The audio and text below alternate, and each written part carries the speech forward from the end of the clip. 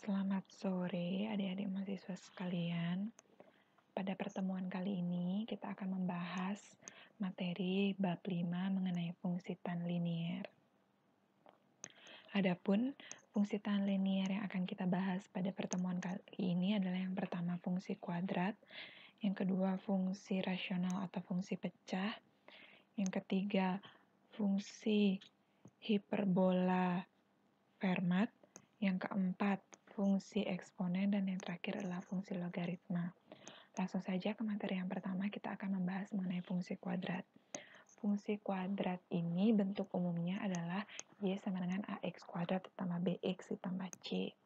Jadi fungsi kuadrat itu fungsi yang variabel x-nya adalah pangkat 2, variabel tertingginya x-nya pangkat 2. Fungsi kuadrat jika digambar, grafiknya akan berupa parabola. Parabola ini dibagi menjadi dua, yaitu parabola tegak, gambarnya seperti ini, terbuka ke atas atau terbuka ke bawah, dan parabola datar, gambarnya seperti ini, terbuka ke kanan atau terbuka ke kiri.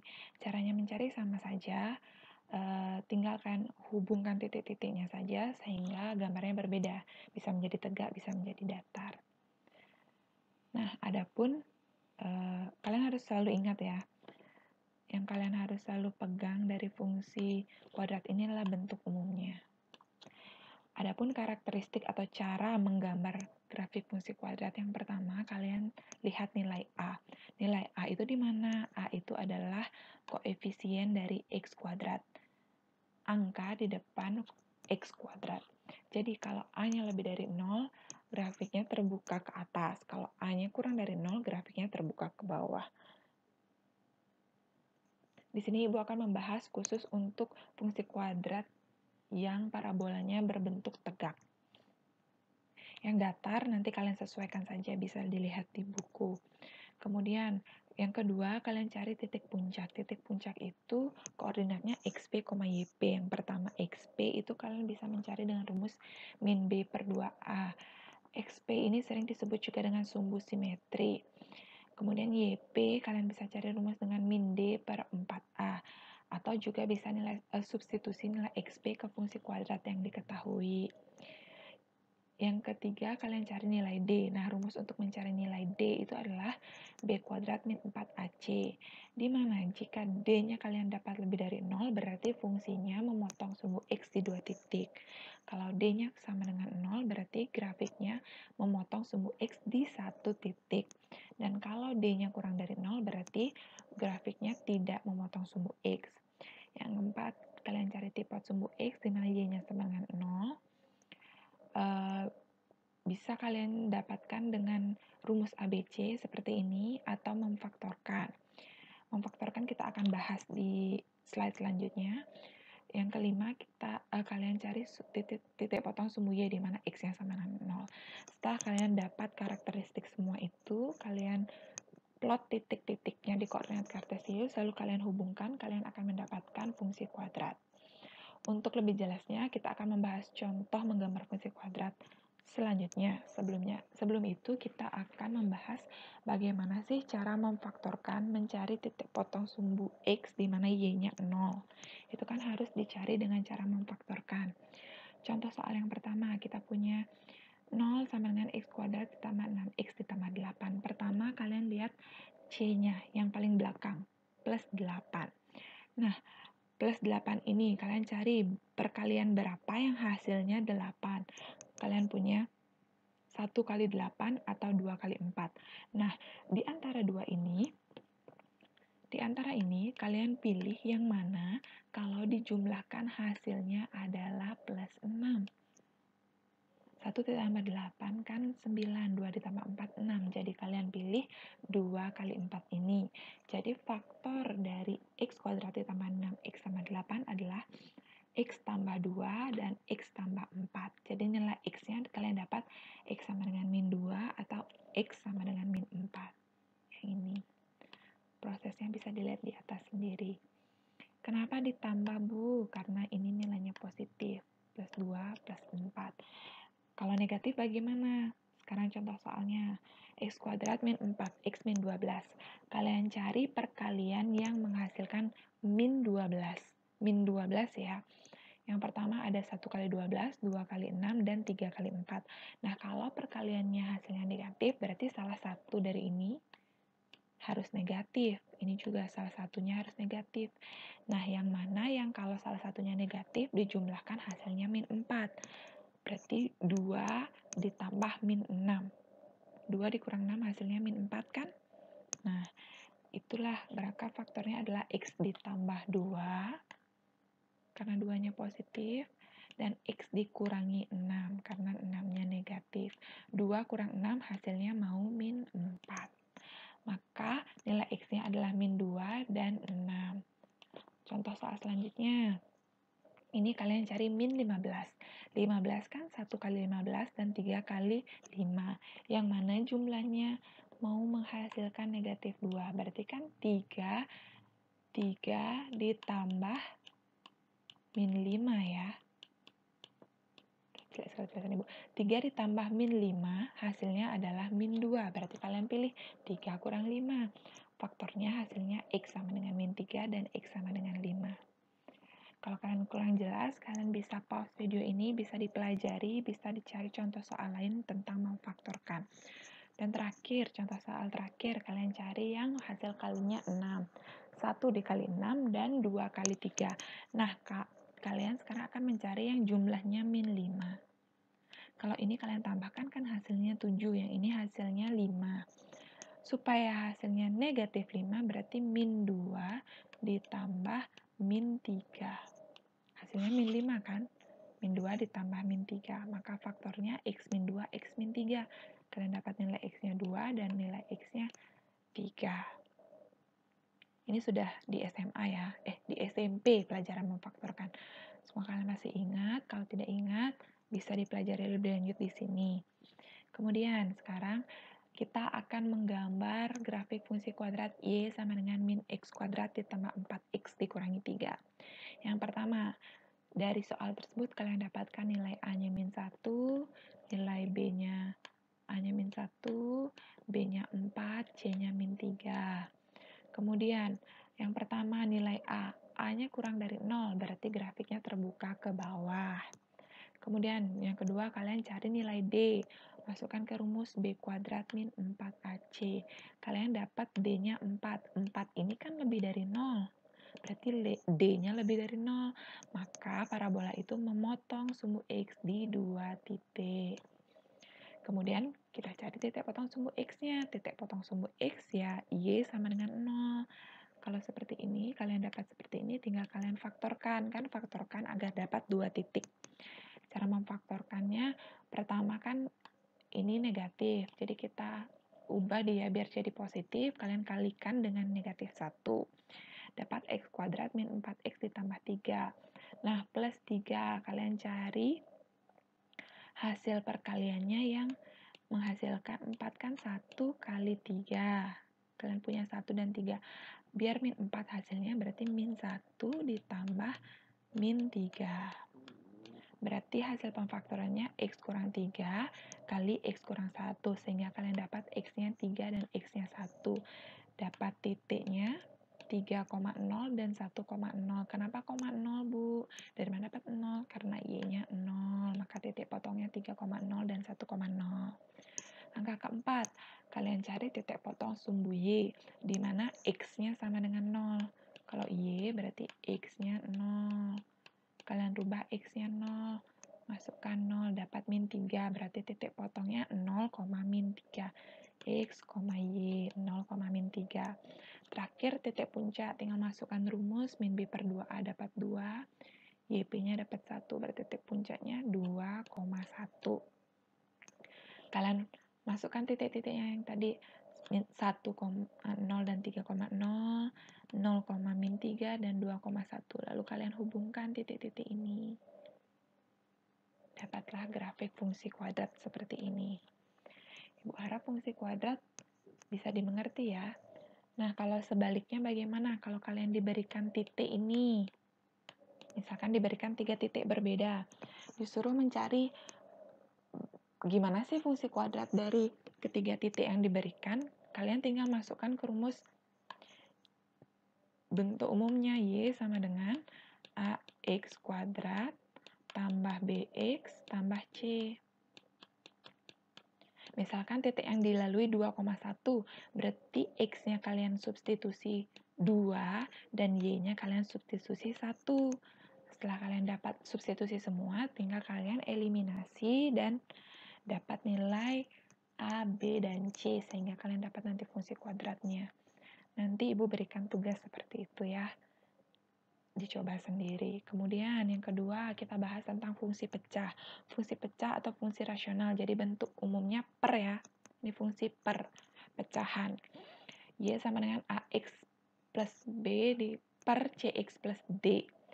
Caranya menggambar yang pertama kalian cari titik potong sumbu X di mana Y-nya 0, kedua titik potong sumbu Y di mana X-nya 0, dan yang ketiga cari asimtot. Asimtot datar dan tegak. Datar rumusnya C per A, koefisien X di pembilang, X pembilang per X penyebut. Kalau tegak, tinggal penyebut sama dengan 0. Contoh soalnya yang ini.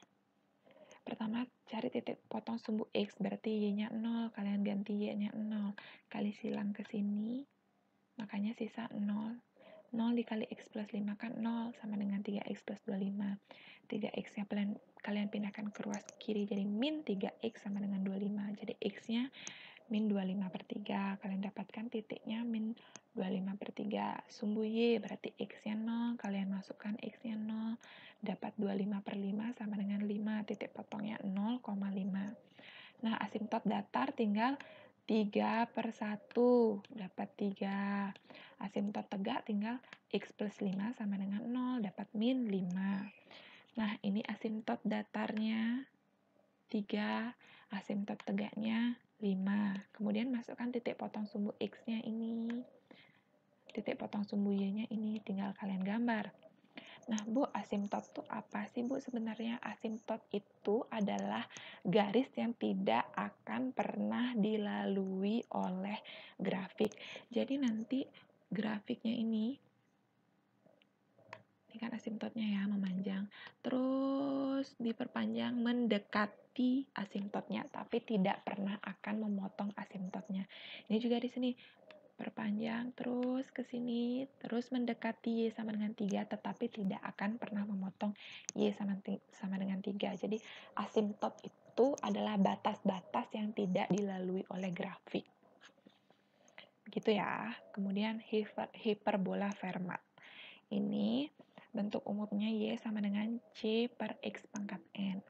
Menggambar grafiknya yang pertama, titik pusatnya pasti selalu 0,0. Dan asimtotnya itu berimpit dengan sumbu X dan sumbu Y. Selalu ya. Jadi asimtotnya itu sumbu X dan sumbu Y. Jadi tidak pernah dilalui nih sumbu X dan sumbu Y-nya. Gambarnya gini atau bisa juga begini. Salah kan? Lebih ini. Pokoknya sumbu X dan sumbu Y-nya itu adalah asimtotnya. Jadi tidak pernah dipotong. Kemudian kalian perhatikan kalau pangkatnya ini N-nya ganjil dan C atasnya itu lebih dari 0, maka kuadran 1 dan 3 grafiknya. Ini ya, ini kuadran 1, ini kuadran 2, ini 3, dan ini 4. Kalau N-nya ganjil, 1, 3, 5, 7, dan seterusnya, dan C-nya lebih dari 0, maka nanti gambarnya di sini dan di sini. Kalau tetap N-nya ganjil, tapi C-nya kurang dari 0, gambarnya berarti di sini dan di sini. Kemudian, bila C-nya genap, N-nya genap ya, maaf, N-nya genap, pangkatnya ini genap. Dan C-nya lebih dari 0, berarti kuadran 3, kuadran 4. Kemudian kalau N-nya genap, kurang dari 0, berarti kuadran 2 dan kuadran 3. Gambar contohnya, apabila diketahui fungsi Y sama dengan 36 per X pangkat 2. Kalian lihat N-nya, pangkatnya itu adalah genap. Dan C-nya 36 berarti lebih dari 0. Kalian lihat ke sifat yang tadi. Syaratnya kalau N-nya genap dan C-nya lebih 0. Berarti grafiknya terletak di kuadran 1 dan 2. Kuadran 1 dan 2. Setelah itu kalian buat titik bantu. Kalian masukkan titiknya nih, pilih bebas X-nya. Kemudian masukkan X-nya. 36 per 1 pangkat 2. Berarti 36 per 1 dapat 36. Kemudian X-nya 2. 36 per 2 pangkat 2. Berarti 36 bagi 4, hasilnya 9. Ini dia. Ingat, koordinat X, Y yang ini 1,36. Titik ini 2,9. Dan seterusnya. Setelah itu, kalian plot titik-titik yang kalian dapat dan hubungkan. Ingat, di kuadran 1 dan 2. Hubungkan, dapat gambar seperti ini, di mana asimptotnya adalah sumbu X dan sumbu Y. Jadi grafiknya tidak pernah memotong sumbu X dan sumbu Y. Di kuadran 1 dan 2 ya. Kemudian, selanjutnya fungsi eksponen. Fungsi eksponen itu apa sih? Fungsi pangkat, perpangkatan. Bentuk umumnya Y sama dengan A pangkat X. Untuk menggambar fungsi eksponen, kita harus mencari asimptotnya seperti tadi, garis yang tidak akan dilalui oleh grafiknya. Jadi asimptot datar ketika AX-nya sama dengan 0. Sifat-sifat fungsi eksponen yang pertama ini udah dapat pas SMA ya. Perkalian, kalau A pangkat M dikali A pangkat N sama dengan A pangkat M tambah N. Jadi kalau perkalian, pangkatnya ditambah, misal 2 pangkat 3 dikali 2 pangkat 7. Jadi pangkatnya ditambah, 3 tambah 7 menjadi 2 pangkat 10. Kalau pembagian, pangkatnya dikurang, misal 2 pangkat 5 per 2 pangkat 3, berarti 5 kurang 3, hasilnya 2 pangkat 2. Kemudian, bila bilangan berpangkat dipangkatkan, maka hasilnya dikali. 2 pangkat 3 dipangkatkan 5. Berarti ini pangkatnya dikali. Hasilnya 2 pangkat 15. Kemudian A pangkat min M. Jadi 1 per A pangkat M-nya positif. Misalkan 2 pangkat min 3. Menjadi 1 per 2 pangkatnya positif 3. Gitu. Ini A pangkat M dikali B pangkat N. Jadi A pangkat dikali ya ke semuanya, A pangkat MP dikali B pangkat NP. Ini juga sama untuk pembagian, P-nya ke dalam. Kemudian kalau Pak, ini akar ya, akar nanti Ibu jelaskan pangkat 0 dulu. A pangkat 0, 1, misalkan 2 pangkat 0 hasilnya 1. 1000 pangkat 0 hasilnya juga 1. Berapapun dipangkatkan 0 hasilnya akan 1. Nah, apabila akar 2, berarti akar itu adalah pangkat 1 per. Berarti 2 pangkat 1 per 2. Kalau akarnya tidak ada angkanya, berarti 2 ya. Kalau akar pangkat 3 dari 2, berarti 2 pangkat 1 per 3. Nah, ini akar pangkat N dari A pangkat P. Berarti kan A pangkat P dikali 1 per N. Akarnya ini ya. Akarnya ini 1 per N. Makanya hasilnya A pangkat P per N.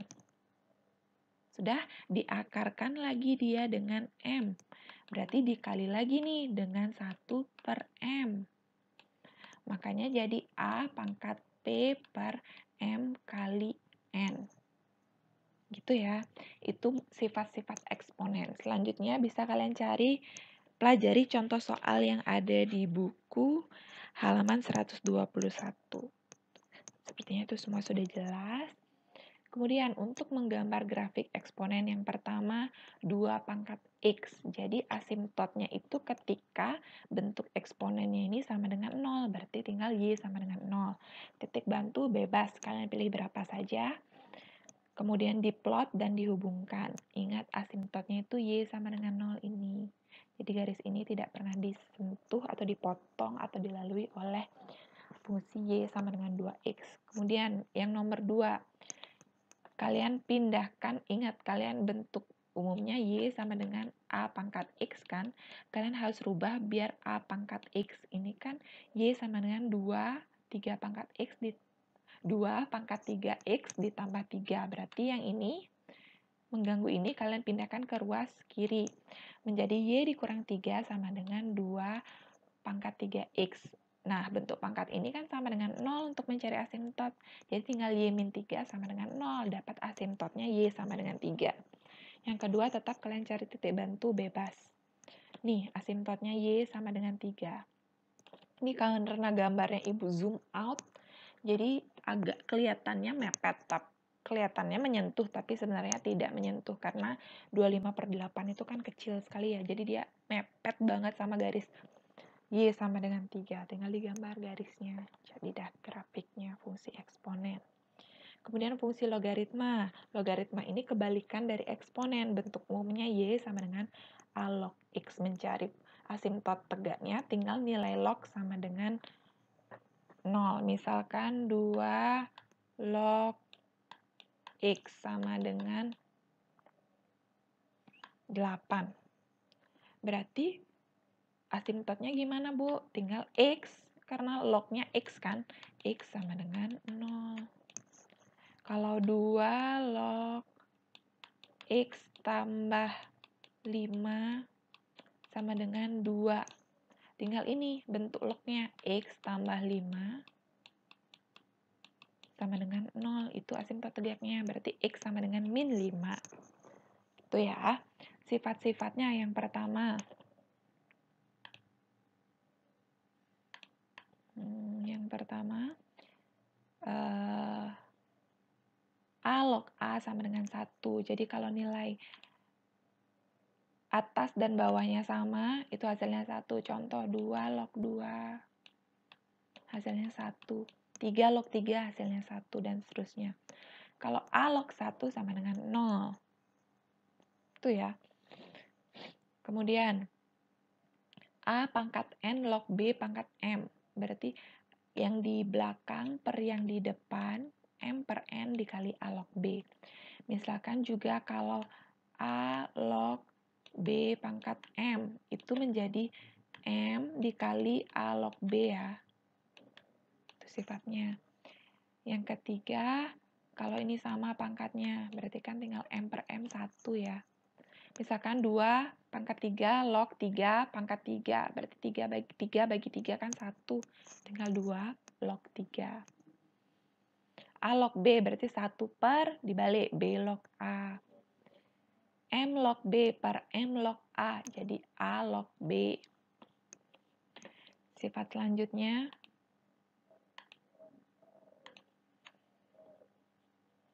A pangkat A log B. A pangkat A log B, hasilnya B. Ini tinggal dicoret, hasilnya B. Kalau penjumlahan, kalau tadi eksponen kan perkalian pangkatnya dijumlah. Logaritma karena kebalikannya, kalau ada penjumlahan tinggal dikali B kali C. Dengan syaratnya A-nya ini harus sama ya. Kalau 2, 2 gitu. Kalau kurang jadi pembagian. Nah, kalau misalkan A log B dikali B log C, ini kan sama-sama B. Tinggal dicoret jadi A log C. Ini kalau B per C. Kalau mau dibalik, tinggal C per B, kemudian nilainya negatif. Untuk sifat yang lain bisa kalian cermati di buku halaman 121. Dipelajari ya contoh soalnya itu untuk memahami lebih lanjut sifat-sifatnya.